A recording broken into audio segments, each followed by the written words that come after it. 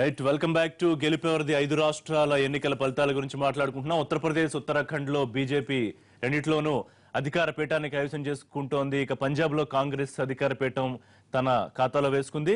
మణిపూర్ గోవాలో ఇంకా తేలాల్సిన అవసరం కనిపిస్తోంది. మణిపూర్ లో కొంత హోరాహోరీ పోరు కనిపిస్తోంది. గోవా సీఎం గా ఉన్న పరిశేఖర్ లక్ష్మీకాంత్ పరిశేఖర్ ఓటమి పాలవడం ఇక్కడ ఆసక్తికరమైన అంశం. ఆయన మొదటి నుంచి కూడా వ్యతిరేకత ఉన్న మార్చలేని పరిస్థితిలో ఆయనతోనే పోటీకి దిగడం, ఆయన ఓడిపోయిన పరిస్థితి. మణిపూర్ సీఎం ఇబోబీ సింగ్ గెలుపొందారు. మణిపూర్ సీఎంగా ఇబోబీ సింగ్ గెలుపొందిన పరిస్థితి చూస్తున్నాం. ఉత్తరాఖండ్ లో హరీష్ రావత్ 2 చోట్ల పోటీ చేసి 2 చోట్ల కూడా ఓటమి పాలైన పరిస్థితి. అమృత్సర్ ఈస్ట్ నుంచి సిద్ధు చివరి నిమిషంలో కాంగ్రెస్ పార్టీలోకి వెళ్లిన సిద్ధు గెలుపొందారు అమృత్సర్ ఈస్ట్ నుంచి. రైట్, ఒకసారి ఉత్తరాఖండ్ గురించి మాట్లాడుకుందాం. మనతో పాటు సబ్బం హరిగారు జాయిన్ అయ్యారు, మాజీ ఎంపీ, రాజకీయ విశ్లేషకులు. హరిగారు నమస్కారం అండి. హరిగారు మీ దగ్గరికి ఒక్క నిమిషాలు మీ దగ్గరికి వస్తానండి. రైట్, ఉత్తరాఖండ్ ఇష్యూని ఎట్లా చూస్తున్నారు నగేష్ గారు? నగేష్ కుమార్ గారు సీనియర్ అనలిస్ట్ మనతో జాయిన్ అయ్యారు. నగేష్ గారు, ఉత్తరాఖండ్ లో మొదటి నుంచి ఎక్స్పెక్టెడ్, ఎందుకంటే హరీష్ రావత్ మీద చాలా కంప్లైంట్స్ ఉన్నాయి. ఒకటేమో కరప్షన్ ఇష్యూ. ఆయన ఏంటంటే ఆయన ఒక మంత్రి, ఒక తన సెక్రటరీ యాక్చువల్గా కెమెరాలో స్టింగ్ ఆపరేషన్లో వాళ్ళు దొరికిపోయారు. దాని తర్వాత అసలు ఇంతకుముందు జరిగింది ఏమిటంటే విజయ్ బహుగుణ ఎవరైతే కాంగ్రెస్లో ఉండి దాని తర్వాత బీజేపీకి పార్టీ మార్చాడు, విజయ్ బహుగుణ ఆయన ఎందుకు తీసేసారంటే మొత్తం 5,000 మంది ఉత్తరాఖండ్లో కేదార్నాథ్ ఫ్లడ్స్ వచ్చినప్పుడు ఆయన మొత్తం తీవ్రంగా వైఫల్యం చెందాడు. ఈయన దాన్ని ఆ వర్క్ని క్యారీ ఫార్వర్డ్ చేయలేకపోయాడు, ఆ కంటిన్యూషన్ ఇది. దాని తర్వాత ఏంటంటే ఈయన టికెట్స్లో కూడాను, టికెట్స్ డిస్ట్రిబ్యూషన్లో కూడా ఈయన చాలా ఇది పొరపాటు చేశాడు. ఉత్తరాఖండ్లో అక్కడ కాస్ట్ ఈక్వేషన్ ఇండియాలో ఎక్కడా లేనిది ఉంది. అక్కడ ఏంటంటే మెయిన్గా డామినేట్ చేసేది ఒకటేమో రాజ్పూత్స్, బ్రాహ్మిన్స్. దాని తర్వాత మూడు ప్రాంతాలు ఉన్నాయి. ఒకటేమో ఇది గఢవాళ్ళు, ఇంకోటేమో కుమాం. ఈ రెండింటికి చాలా యాక్చువల్గా 2 హిల్ ప్రదేశాలైనా ఈ కుమాం అంటే నైనితాల్ ఉన్న చోట, ఈ గఢవాల్ అంటే బద్రీనాథ్ కేదార్నాథ్ మన ఆలయాలు ఉన్న చోట. మూడోది అంటే హరిద్వార్ ప్లెయిన్స్, అవి అక్కడికి మన ప్లెయిన్స్ స్టార్ట్ అయిపోతాయి. ఈ 3 చోట్ల ఇవి ఉన్నాయి. అయితే గఢవాల్లో మొత్తం బీజేపీ, కుమాంలో ఏంటంటే రాజ్పూత్స్ ఎక్కువ ఉన్నారు. ఇక్కడ హరీష్ రావత్ అక్కడ చెందినవాడు. సో అది సాకు తీసుకుని మొత్తం అంతా తన వాళ్ళకే టికెట్లు ఇచ్చాడు. హరిద్వార్లో ఏంటంటే ఓడిపోవడానికి నేను అనుకోవడం కారణం, హరిద్వార్ పార్లమెంట్ సీట్ ఏంటంటే రమేష్ పొఖ్రియాల్ అనే మాజీ ముఖ్యమంత్రి ఉన్నాడు. హరిద్వార్ సీట్ అయింది. సో ఈయన ఎందుకు అంత దుస్సాహసం చేశాడు హరిద్వార్ నుంచి పోటీ చేయడం? యాక్చువల్గా natural choice for Harish Rawat should be ఒక కుమాం రీజన్. కుమాం రీజన్ లో ఏంటంటే మనం చూస్తాం చూడండి, ఒక కుమాం రెజిమెంట్ ఉంది. వీళ్ళంతా ఒక మార్షల్ రేస్, అందరూ ఠాకూర్స్ అనమాట. అక్కడి నుంచి కాకుండా ఈయన హరిద్వార్ లో చేయడం అనేది మరి మాట్లాడదాం. ప్రేమేందర్ రెడ్డి గారితో కూడా మాట్లాడే ముందు ఒకసారి హరి గారితో మాట్లాడదాం. హరి గారు ఎట్లా చూస్తున్నారు ఇప్పటి వరకు వస్తున్న ఫలితాలు మనం విశ్లేషించుకుంటే? ఎగ్జిట్ పోల్స్ చూసుకుంటే ఉత్తరప్రదేశ్ లో ఎవరు కూడా క్లియర్ కట్ మెజారిటీ వస్తుందని చెప్పలేని పరిస్థితి. ఒక టుడేస్ చాణక్య మాత్రం 285 సీట్లు కైవసం చేసుకుంటుందని బీజేపీ చెప్తే దాదాపు ఆ అంచనాలు కూడా దాటి 300 పైచిలకు స్థానాల్లో ఆధిక్యంలో కొనసాగుతోంది. ఇటు ఉత్తరాఖండ్ లో కూడా అధికారం దిశగా వెళ్తోంది. పంజాబ్ లో కాంగ్రెస్. అంటే ఎగ్జిట్ పోల్స్ అంచనాలు రివర్స్ లో తప్పాయనుకోవచ్చా? తప్పాయి కానీ రివర్స్ లో జరిగిందా? ఇది ఎట్లా ఉంటదంటే ప్రతి ఒక్కరూ 4 ఐటమ్స్ క్యాలిక్యులేట్ చేసేటప్పుడు ఏదో ఒకటి రైట్ అయితే అది క్లెయిమ్ చేసుకున్నాడు. టుడే చాణక్యలో కూడా 284 ప్లస్ 18 అని మళ్ళీ పెట్టాడు ఆయన, ప్లస్ ఆర్ మైనస్ 18 అని. కాబట్టి అట్లాగే దీంట్లో కూడా 54 ఇచ్చినాడు పంజాబ్లో. ఒక్కొక్క దగ్గర ఎట్లా ఉంటుందంటేనండి పల్స్ మారుతుంది. లాస్ట్ డే కూడా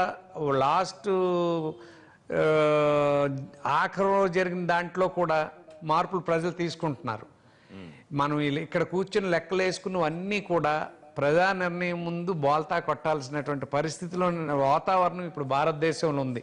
లాస్ట్ 2 years బట్టి రాజకీయ నాయకులు కానివ్వండి, విశ్లేషకులు కానివ్వండి, మీడియా కానివ్వండి, వారికి ఒక ఐడియాలజీతో ముందుకు వచ్చేసారు. ఇప్పుడు ఎవరు మాట్లాడినా ఏ పార్టీలో లేకపోయినా అతని ఐడియాలజీ, కమ్యూనిస్ట్ ఐడియాలజీ ఉందనుకోండి, దాని మీద ఆయన బేసే మాట్లాడుతున్నాడు.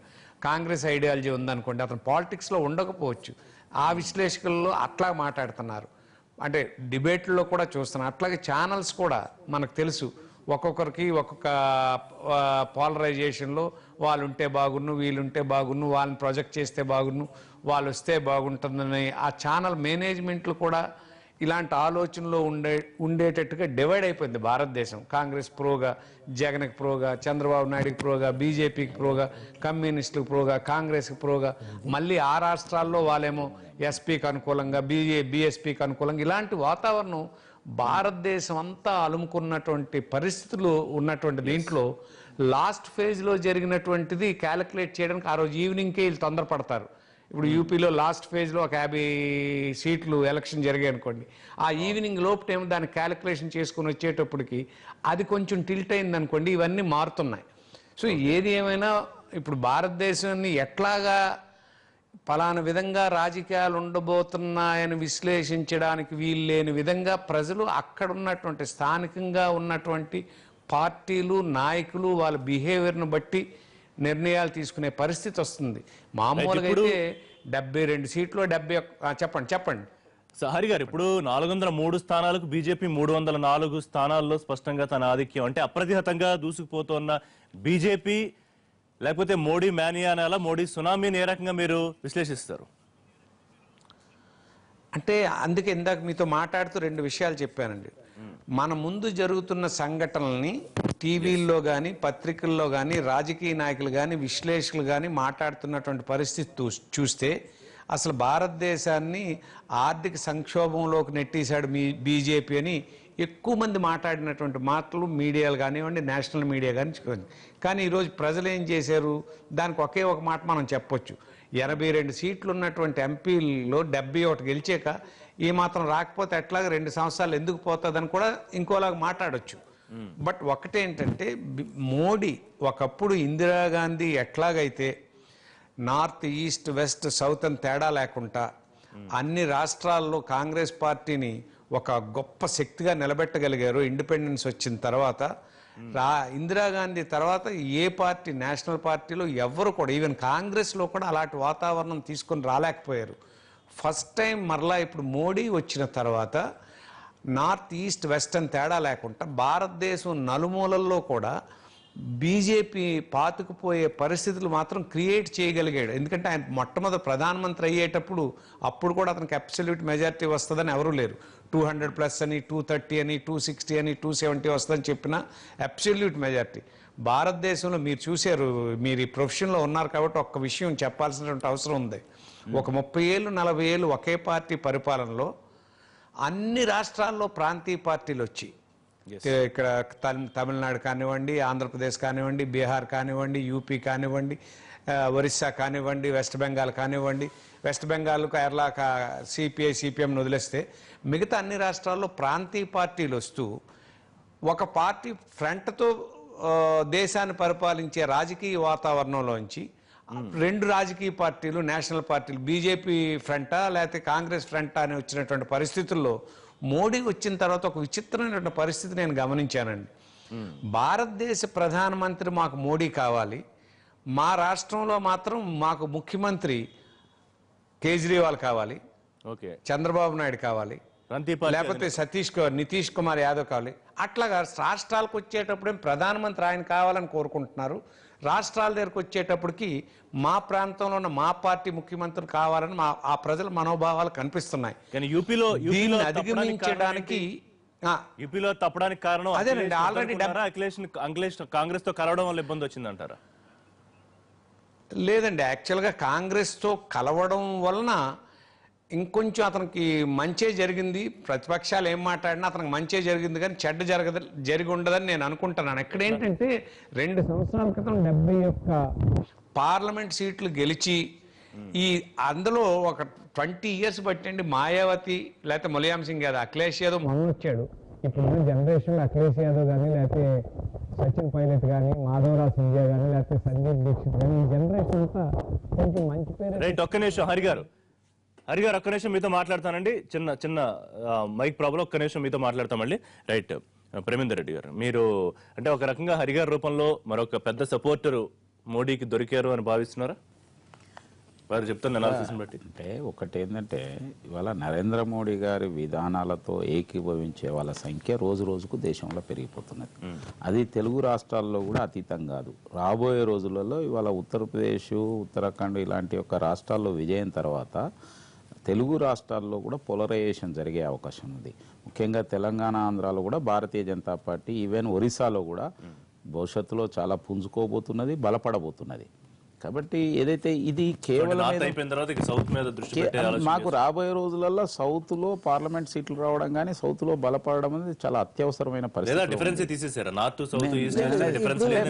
ముఖ్యంగా నేను అనేది ఏంటంటే ఒక్క నిమిషం నాగేష్ గారు, ఇవాళ నరేంద్ర మోడీ గారి యొక్క విధానాలు, భారతీయ జనతా పార్టీ విధానాలకు ప్రజలు ఆమోద ముద్ర వేస్తున్నారు. ఇవాళ ఉత్తరప్రదేశ్లో ఎన్నిక కావచ్చు, మిగతా చోట్ల కావచ్చు. నాట్ ఓన్లీ డిమానిటైజేషన్ ఒకటే కాదు, ఇవాళ అనేక విషయాలు. ముఖ్యంగా గత అనేక సంవత్సరాల నుంచి కాంగ్రెస్ పార్టీ కేవలం గరీబీ ఆటో అని నినాదం ఇచ్చింది, కానీ ఎలాంటి తేడా లేదు పేదలలో. కానీ వాళ్ళ కోట్లాది మంది పేద ప్రజలు, ముఖ్యంగా గ్రామీణుల యొక్క జీవితాల్లో వెలుగును నింపే ఆలోచన నరేంద్ర మోడీ చేస్తున్నారు. కేవలం మాటలే కాకుండా చేతల్లో పెట్టే ఒక ప్రయత్నం చేస్తున్నారు. దాన్ని వాళ్ళ ప్రజలు విశ్వసిస్తున్నారు. దాని కారణంగానే ఇవాళ వెస్ట్లో అయితే మహారాష్ట్ర కావచ్చు, హర్యానా కావచ్చు, ఇవాళ అటు జమ్మూ కాశ్మీర్ కావచ్చు, ఇటు జార్ఖండ్ కావచ్చు, ఈస్ట్లో ఏదైతే మనం ఇవాళ అస్సాంలో, ఇప్పుడు మణిపూర్లో కూడా గతంలో భారతీయ జనతా పార్టీ చాలా అసలు ఉనికే లేదు.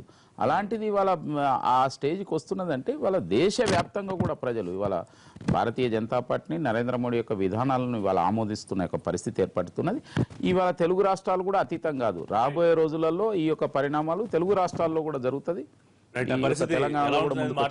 ముందు మొత్తం మీద చూస్తే ఉత్తరప్రదేశ్ లో మోడీ సునామీ సృష్టించారు. ప్రధానమంత్రి మోడీ చరిష్మా ముందు అన్ని పార్టీలు అడ్రస్ లేకుండా కొట్టుకుపోయాయి. దేశ రాజకీయాల్లో అత్యంత కీలకమైన అతిపెద్ద రాష్ట్రం ఉత్తరప్రదేశ్ లో బీజేపీ పాగా వేసింది. మోడీ మార్క్ అభివృద్ధి మంత్రం యూపీని బీజేపీ కట్టబెట్టింది. ఎగ్జిట్ పోల్ అంచనాలకు కూడా అందరంత స్థాయిలో బీజేపీ ప్రభంజనం సృష్టించింది. 14 ఏళ్ల తర్వాత ఉత్తరప్రదేశ్ లో మళ్లీ బీజేపీ ప్రభుత్వం ఏర్పాటు కాబోతోంది. 403 అసెంబ్లీ సీట్లు ఉన్న ఉత్తరప్రదేశ్ అసెంబ్లీ ఎన్నికల్లో అధికారం కైవసం చేసుకోవాలంటే 202 స్థానాలు గెలుపొందాలి. మ్యాజిక్ ఫిగర్ ను బీజేపీ ఎప్పుడో దాటిపోయింది. ప్రస్తుతం బీజేపీ 300 మార్కు కూడా దాటేసిన పరిస్థితి కనిపిస్తోంది. 4/3 ఆధిక్యంలో బీజేపీ కొనసాగుతోంది. యూపీలో ప్రభుత్వాన్ని ఏర్పాటు చేసే పనిలో ఉన్నారు బీజేపీ నేతలు.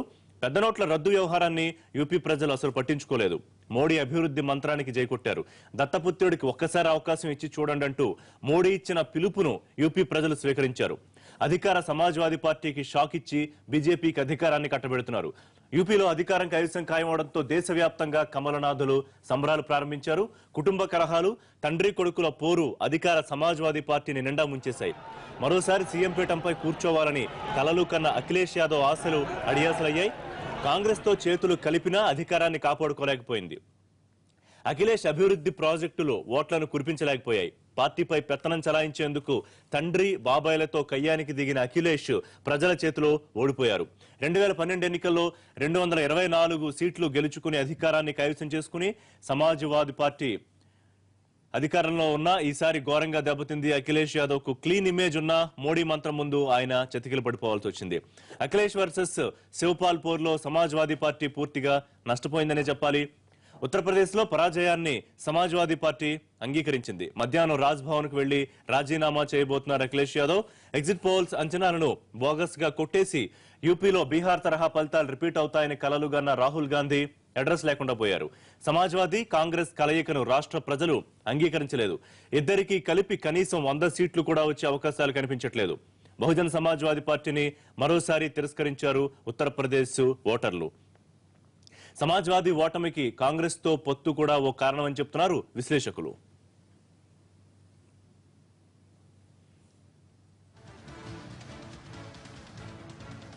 ఉత్తర భారతంలో మోడీ సునామీకి తిరుగు లేదని మరోసారి రుజువైంది. ఉత్తరప్రదేశ్ లో బీజేపీని మోడీ ఒంటి చేత్తో 300 మార్కు దాటించారు. రాష్ట్ర పార్టీలో తీవ్ర విభేదాలున్నా సీఎం అభ్యర్థి ఎవరో తేల్చకపోయినా మోడీ హవా ముందు వాటిని యూపీ ప్రజలు పెద్దగా పట్టించుకోలేదు. సమాజ్వాదీ పార్టీ ఎన్ని ఎత్తులు వేసినా, కాంగ్రెస్ తో జతకట్టినా, స్థానికత సెంటిమెంట్ తెరపైకి తెచ్చినా, అభివృద్ధి మంత్రం జపించిన మోడీ దాటికి నిలవలేకపోయారు. లక్నో నుంచి వారణాసి వరకు గల్లీ గల్లీ, వీధి వీధి సుడిగాలిలా తిరిగి ప్రచారం నిర్వహించిన మోడీకి జనం బ్రహ్మరథం పట్టారు. ఎన్నికల వ్యూహాల్లో తన సత్తా ఏంటో మోడీ అమిత్ షా కాంబినేషన్ మరోసారి ప్రూవ్ చేసుకుంది. అభ్యర్థుల ఎంపిక దగ్గర నుంచి ఒంటరిగా బరిలోకి దిగాలన్న నిర్ణయం వరకు వీరి ప్రతి ఎత్తుగడ అద్భుతంగా ఫలించింది. చివరకు ఎగ్జిట్ పోల్స్ సైతం బీజేపీ మ్యాజిక్ ఫిగర్ ను చేరుకోవడమే గగనమంటూ అంచనా వేశాయి. అయితే ఈ అంచనాలకు అనేక రెట్లు ఫలితాన్ని మోడీ చూపించారు. యూపీలో కులాల వారీగా, మతాల వారీగా ఓట్లు విభజన చేసుకున్న ఎన్నికల పండితులు అంచనాలు కూడా తలకిందులయ్యాయి. ప్రాంతాల వారీగా పార్టీలకున్న పట్టు కూడా మోడీ వేవ్ ముందు పనిచేయలేదు. గోరక్షణ దళాల పేరుతో హింసాకాండకు పాల్పడిన దాద్రి లాంటి చోట్ల కూడా కమలానికి తిరుగు లేకుండా పోయింది. అభ్యర్థి ఎవరు అనే దాంతో సంబంధం లేకుండా జనం కేవలం మోడీని చూసి కమలానికి ఓట్లేసేశారు. ఈ ఎన్నికల్లో రాహుల్ ప్రభావం నామమాత్రం కూడా లేదు. యూపీలో రౌడీయిజానికి మారుపేరుగా ఉన్న సమాజ్వాదీ పార్టీ ఇమేజ్ను అభివృద్ధి ఎజెండాతో ఎంతో కొంత మార్చాలనుకున్న అఖిలేష్ ప్రయత్నాలకు మోడీ గండి కొట్టారు. తండ్రి కొడుకుల విభేదాల డ్రామా కూడా అటర్ ఫ్లాప్ అయిందనే చెప్పాలి.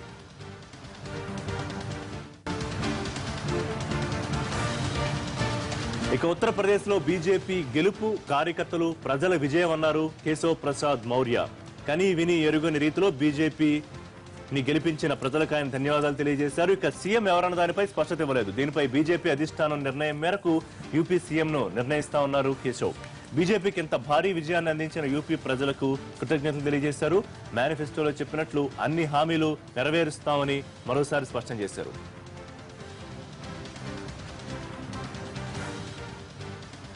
ఉత్తరప్రదేశ్లో బీజేపీ హవా ఏ స్థాయిలో ఉంటుందో అంచనా వేయడంలో ఎగ్జిట్ పోల్ సంస్థలన్నీ బోల్తా కొట్టాయి. యూపీలో బీజేపీ అతిపెద్ద పార్టీగా అవతరిస్తుందని అన్ని సంస్థలు అంచనా వేసినా 300 మార్కు దాటుతుందని ఎవరూ ఊహించలేకపోయారు. India News, ABP, Times Now, C Voter అన్ని సంస్థల సర్వేలు బీజేపీకి 200 లోపే వస్తాయని జోసిన్ చెప్పాయి. ఇండియా టుడే, న్యూస్ చాణక్య మాత్రం బీజేపీ 280 మార్కు దాటుతుందని లెక్కగట్టాయి. ఇప్పుడు అదే నిజమైంది. 2012 అసెంబ్లీ ఎన్నికల్లో కేవలం 47 సీట్లు గెలుచుకున్న బీజేపీ ఇప్పుడు 300 మార్కు దాటి తన సత్తా ఏంటో చాటుకుంది. మోడీ మ్యాజిక్ పవర్ ఏంటో ఎన్నికల విశ్లేషకులు, ఎగ్జిట్ పోల్ సంస్థలకు కూడా అందలేదు.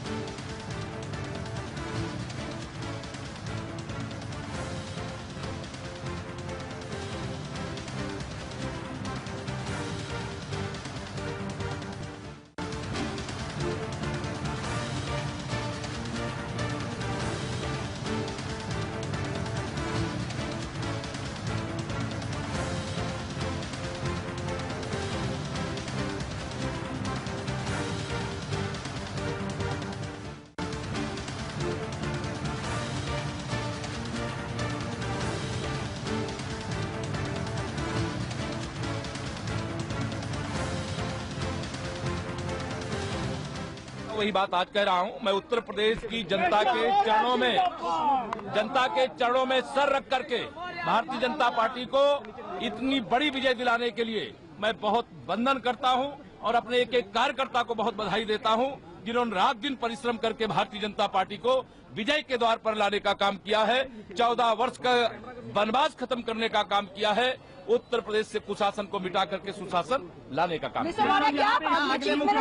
हम उत्तर प्रदेश के सीएम से बात कर रहे हैं। ये विषय केंद्रीय संसदीय बोर्ड का है। परिणाम आने दीजिए। केंद्रीय संसदीय बोर्ड की बैठक के बाद, विधायक दल के निर्णय के बाद जो भी होगा उसकी भी जानकारी आपको देंगे। क्या आप मुख्यमंत्री का पद स्वीकार करेंगे अगर दिया जाएगा आपको? तो ये कोई अभी विषय नहीं, अभी तो विजय का उत्सव मनाने दीजिए।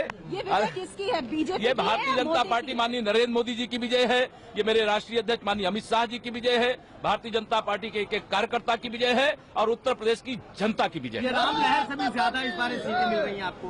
निश्चित तौर से ये तो मैं पहले से कह रहा था लेकिन लोगों को भरोसा नहीं हो रहा था। लेकिन मुझे भरोसा था अपने कार्यकर्ता पर, उत्तर प्रदेश की जनता पर, मोदी जी की लहर पर भरोसा था। 2017 में हम 2014 दोहराएंगे ये हमने कहा था, और आज 2017 में आज फिर कह रहा हूं 2019 में हम 2014 से भी बड़ी विजय लोकसभा में लेकर के माननीय मोदी जी को फिर से भारत का प्रधानमंत्री बनाएंगे। जिस तरीके से अखिलेश यादव और बहन जी को सीटें आई